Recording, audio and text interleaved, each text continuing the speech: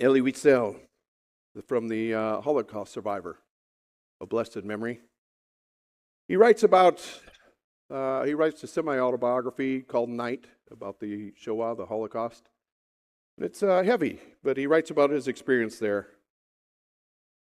And he writes about this occasion when they were in Auschwitz and they came back in from working, and the SS had set up a situation where they're going to teach a lesson to all the inmates there in Auschwitz. And they had three people standing there in the gallows in front of this crowd of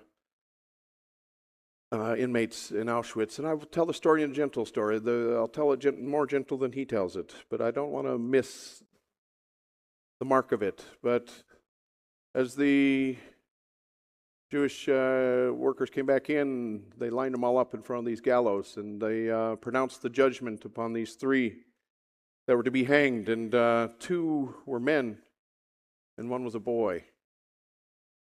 And it was grieving, even to the SS. You could see, he said that there's something about a boy. And as he stood there, he's trembling, he's biting his lip, but had a calmness, a fear that was impending, of death that was impending. And as they hung these three in front of the rest of the Jewish community there, the two men died instantly, because that's how it works with hanging. They kick the chairs out, and the body weight caused them to pass on. But the young boy wasn't heavy enough to pass on immediately. For half an hour, Elie says he struggled between life and death, not being heavy enough to die from the experience. So there he was, gasping for his life, hanging as they brought all the inmates past, all the Jewish people that were there in Auschwitz. And Elie Wiesel writes, "Behind me I heard the same man, as they were hanging, he asked, 'Where's God?' And I was there walking past. The same man says, 'For God's sake, where is God?'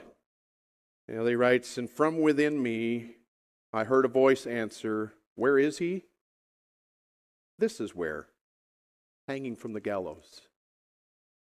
Friends, when we can get to the point where we can see that God's in the midst of the struggle with us, not blaming the SS and all the evil, that's where the blame lies, certainly. But to get our eyes focused on that and say, where was God? He's right there in our difficult times. The most